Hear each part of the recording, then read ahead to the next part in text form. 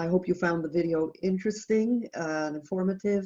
I know it's a lot to take in, and I just want to let you know that it will be posted to our website. And the viewing was a bit jerky because it's over our internet. When you view it again, it'll be smoother. Anyway, I am very pleased to have with us Brian Reeves, joining us from Israel. He's the Director of Development and External Relations for Peace Now. This is actually Brian's last day with Peace Now. He's moving on to a new job with another NGO, and we'll be issuing a notice about the new director very shortly, so please stay tuned.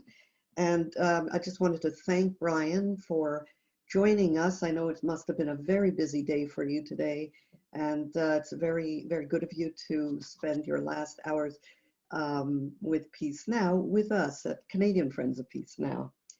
So double thanks for joining us. We have quite a few. We do have a lot of questions and we don't have much time, so I'll try to get as many in as I can, and Brian, answer them as well as you can, but as briefly as you can as well. I would like to start off with a question of my own, and that is just to ask you how this video has been used up to now. I know it's been produced for an Israeli audience, actually, and yes, just tell us briefly what you have been doing with it. Sure. Well, yeah. Thank you, Gabriella. And I just want to say it's been such a pleasure to get to know CFPN over the years. I know you are one of the most engaged audiences and active in terms of understanding the conflict and taking action on it. And I will definitely be sad, at least in a professional capacity, to no longer be part of everything, but certainly I will remain on in Peace Now as a lay member of the Peace Camp, and look very much forward to continuing the fight as a volunteer. So yeah, the tour itself, which again was a product of the funding of CFPN, came at a time when we saw that Corona was taking people out of the schools. We needed to adapt. It wasn't an idea we came up with originally, just because of Corona. We've long thought about documenting not just the Settlement Watch tour, which needed to happen in this digital age, but also Shabtay's own story as somebody who he himself came from a religious radical orientation. He understands the outposts and how they were legitimized and still are in Israeli society. And the way he would give tours, even though they all follow the same guidelines that all of us who give tours use, the way he teaches it is in such a didactic and clear-cut way that we really felt that it was a missed opportunity if we didn't go ahead and record it.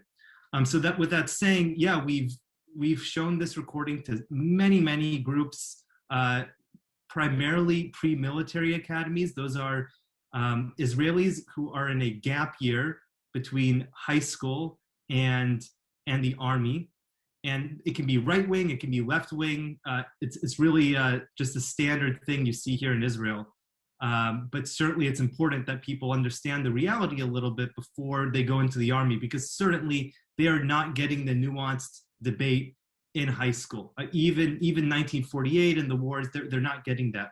To give you one example of some feedback we got, the first pre-military academy that we showed this to, just today, and I'm not saying this to align some interesting story. Literally today, we got a call back from that pre-military academy that said, okay, now that Corona is over, can you take us? We have 70 people, we have 2 buses, and we want Shabtay. Unfortunately, we can't accommodate one person dealing with 2 buses. We have to figure out a second supervisor, a second tour guide. But these are the kinds of, this is the demand we get, and this virtual tour was able to help us bridge that time during Corona, and in fact reach more audiences that are further away from Jerusalem and Tel Aviv, where we weren't able to get originally, and now because it was all online, we were able to reach them. So it's one of the many silver linings that that you hear all the time with Corona, is that you were able to reach people in further places. Okay, great. Well, I'm going to go right to some audience questions now. So Avi Vardi is asking how it is that it wasn't clear to him, and things kind of go quickly on this, why it was that Palestinians from villages were prevented from having a road connection to what he calls the apartheid roads. Are there fences and gates and barriers, or what is it that keeps them from using the road that Shabtay was talking about? Right, yeah, no, I'll explain a little bit more. So this Route 443, it's the second highway that Israelis use for the Jerusalem-Tel Aviv connection. It's one of the main arteries of Israel. It goes through the West Bank. It's simply that there's no on-ramps to these villages. In some cases there are, but there are electric poles that are up, that you can't go outside the gate unless you get permission.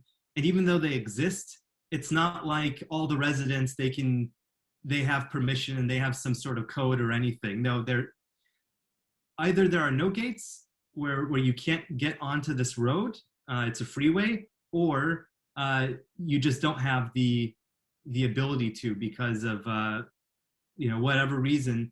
And so in fact you find that villages, they have tunnels under this highway for Palestinians, but the Palestinians themselves, there's no way to use it so much unless you're going into Israel and then driving, and then maybe there's one off-ramp near a Jewish settlement, or they just don't use it at all. And I remind you that in order to build any sort of infrastructure in an occupied territory, it has to be for the benefit of the local population, the primary benefit. They built this road back in the 80s. During the Second Intifada, around after 2000, the road was closed to Palestinians after terrorist attacks. And it was never really open to them in a way of, connecting these villages via these on and off ramps. So effectively, what we thought was really just an excuse to serve the Israeli population at the expense of Palestinians who used to own that land, of course, has been proven time and again. And of course, Israel insists nowadays that this route will never be relinquished in any sort of deal. Okay, thank you. The next question comes from Jonathan Brookman, and he's asking about the upcoming elections. He says every election, the supporters of the occupation get more seats and the supporters of a democratic state get fewer. It looks like the upcoming election will be worse again. Have we lost? Yeah. And basically respond to that. Sure, yeah. I'm sure it comes as no surprise to people when I say this, that the Israeli-Palestinian conflict is not the priority issue in Israel. It's largely how people vote, but at the end of the day, people are voting for a myriad of issues, including the economy, including just the overall sense of someone who can provide security. They're voting for strategic reasons. I mean, I know this is anecdotal, but I mean, I myself, as someone who considers myself very anti-occupation, very much so on the left, every election I consider voting for a party more to the center for strategic reasons. So we see it time and again. This election will be different somewhat because no one expects Netanyahu to even have a chance of losing. But we see in past elections that what were labor seats, what were left-wing seats, have now gone to center seats. And that's simply because of strategy. The Labor Party sort of crumbled, and these military people, Benny Gantz, and a few people under him, they were getting all these votes of what are essentially center-left and left-wing voters. And the polls show this time and again. I know you had on, I believe on CFPN, Dahlia Shenlin at some point.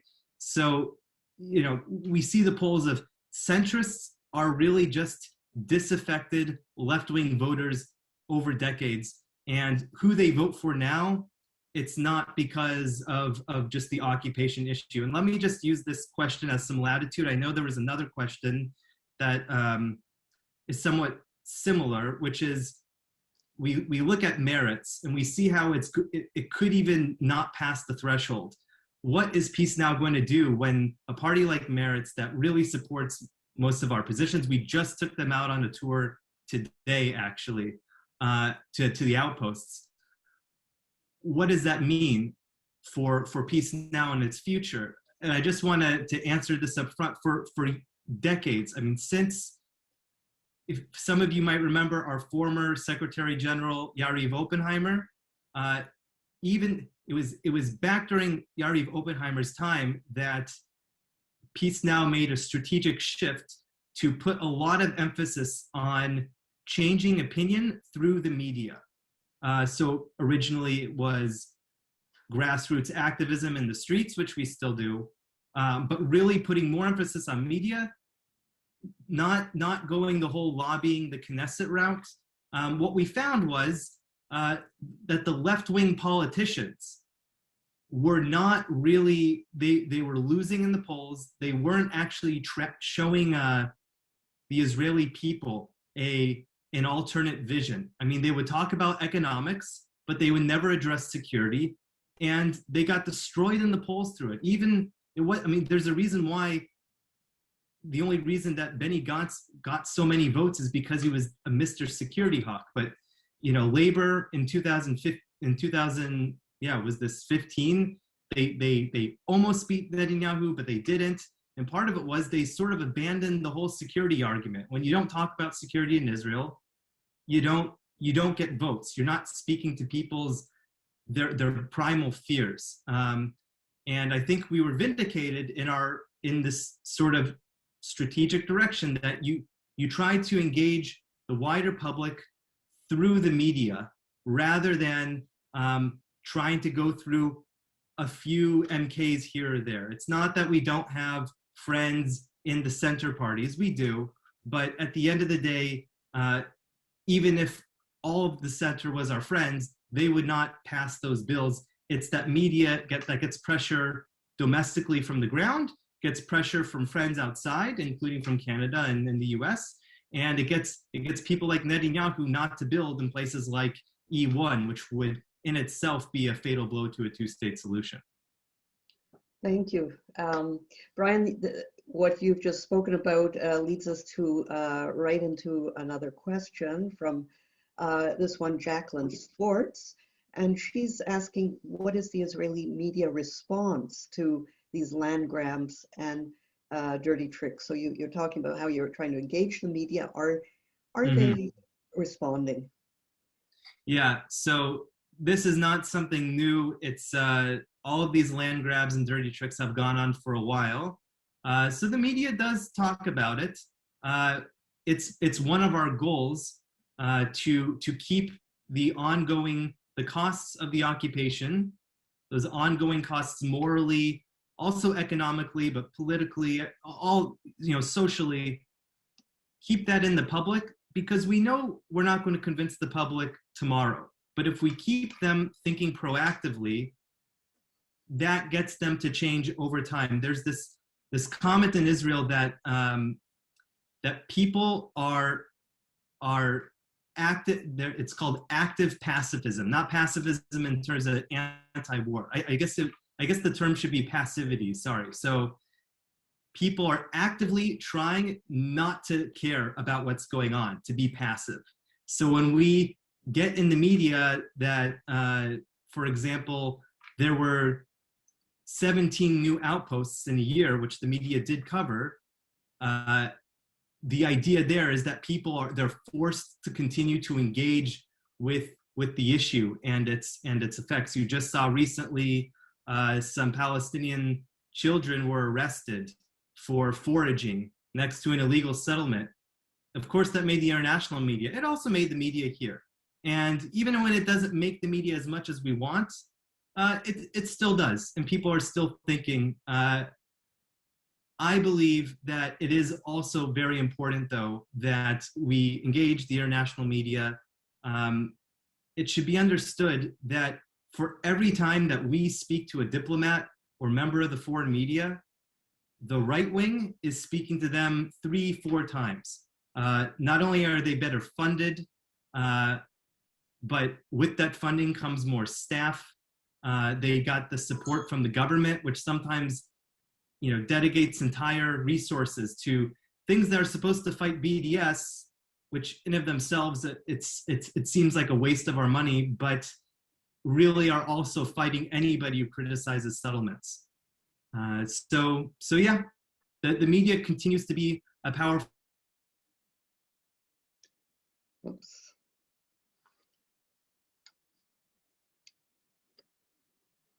It's an incredibly useful tool. Thank you very much.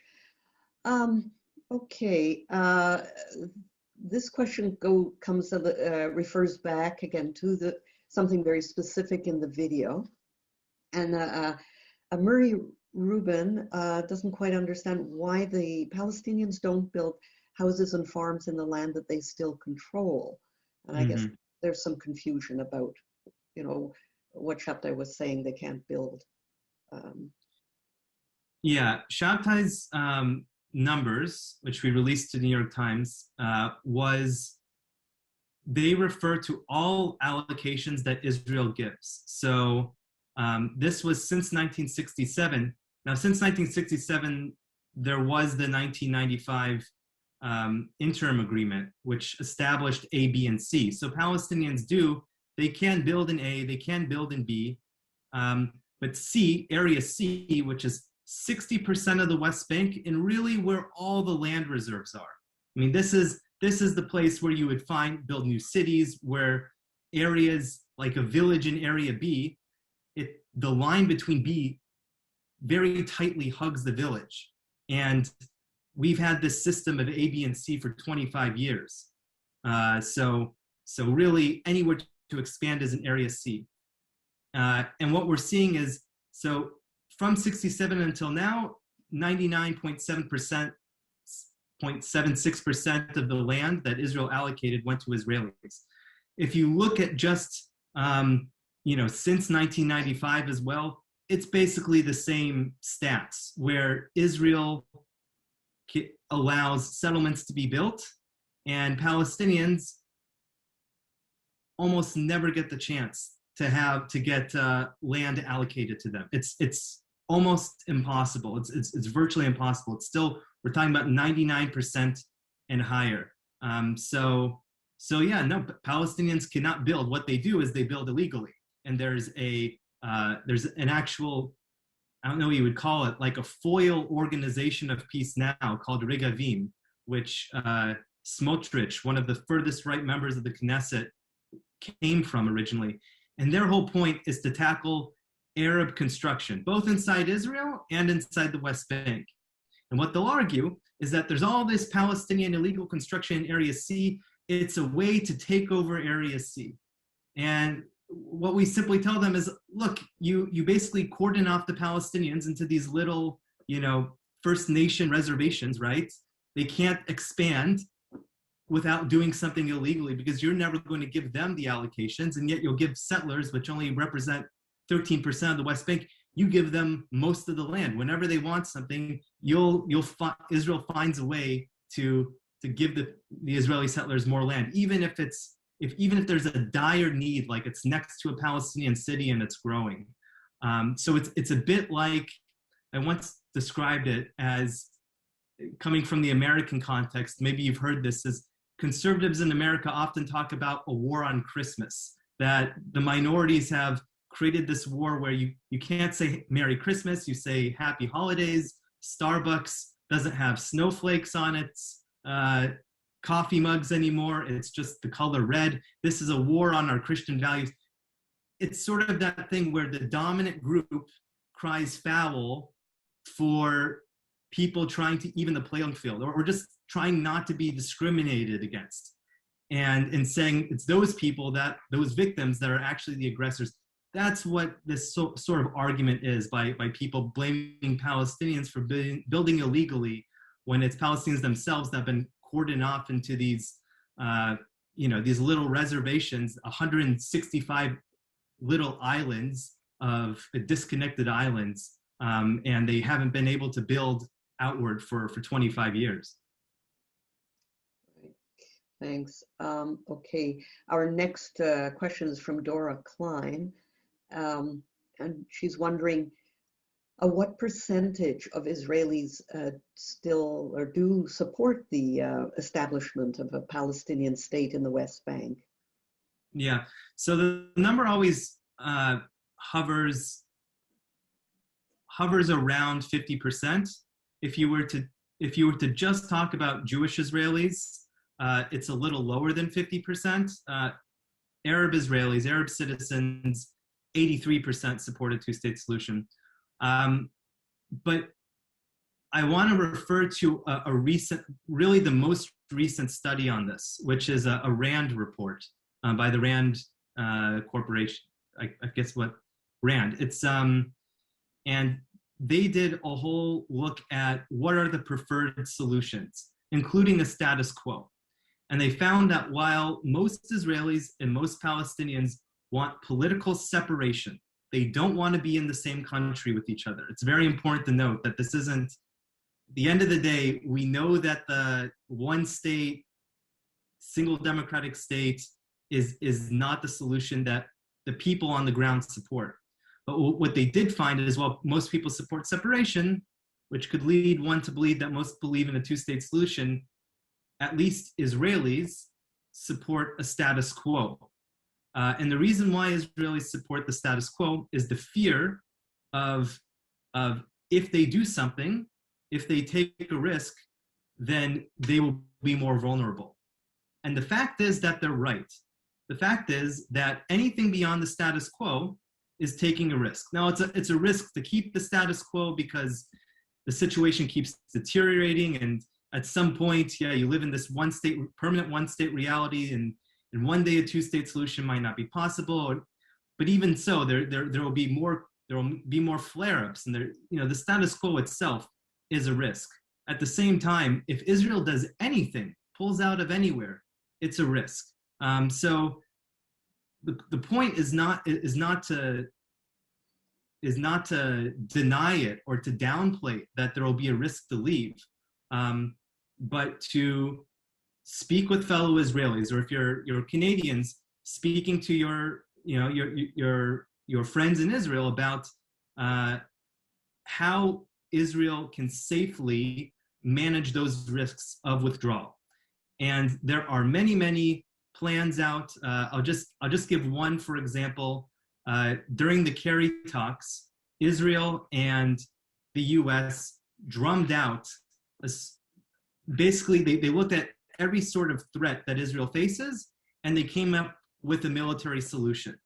It was at least 20 different technological measures, including routine and unroutine patrols, where an Israeli, a Palestinian, and a member of the US or NATO would go out and just make sure there's no funny business going anywhere. The point is that the plans for a pullout, for an Israeli withdrawal, do exist in ways that the Israeli military itself has said is adequate.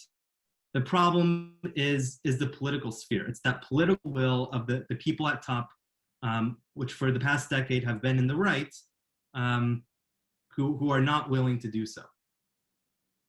Thank you, Brian. We're coming, we have a whole raft of questions, but unfortunately we're getting very close to the end of our allotted time. So I'm just going to ask you a very quick final question, and then have to wrap it up. And that is just, what specifically has Peace Now got on the agenda now? Are things back to normal in Israel regarding coronavirus? Are you still going to do a lot of virtual events? Are you back on the streets, so to speak? I'll just speak very briefly to that, if you Sure. don't. Yeah. Well, we want to harness this new norm of doing more remote teachings. Now, yeah, we are going to go back to tours and lectures to Israeli youth. At the same time, there are many more high schools and pre-military academies that are now available to doing something online. So we'll do that. And our main interest, I guess the main difference between Corona and now is the street activism. And this is really a story of East Jerusalem. It's a whole different topic, but it's evictions of Palestinians to the point that it would destroy a two-state solution, not to mention it's from a humanitarian angle, it's horrible. It's evictions that using means that are stacked against Palestinians. And we are now forging more Jewish-Palestinian partnerships to fight this and to have our message echoed internationally. And should you believe that it's a lost cause, let me tell you that only 5 years ago, Israel was not evicting Palestinians. The U.S. basically told Israel no more evictions. The Trump administration came, and now there's a chance again for some pressure here. So that pressure from friendly countries does help. And in the meantime, what we're doing is, again, we're building up this domestic and Israeli-Palestinian grassroots pressure, because it won't be tomorrow, but eventually you need that base of activism for when the tide turns and there is momentum for peace and people want to join. You need to have something there for them to join. Okay, Brian, thank you. Thank you all who've asked questions. I'm so sorry that our time is unfortunately up. We do have to end now. Brian, thank you so much for your insights and clarity. And let me take this opportunity to thank you for all the hard work you've given to peace now and service to us in Canada. You've been outstanding in your job. I wish you every success in the future. Thanks to all of you in the audience for tuning in and for supporting us. And I appeal to you to look at our website and make a donation if you feel inclined. Our next webinar will be on April 5, so stay tuned for details. I wish you all well, that you stay safe, and I look forward to seeing you next time. Goodbye.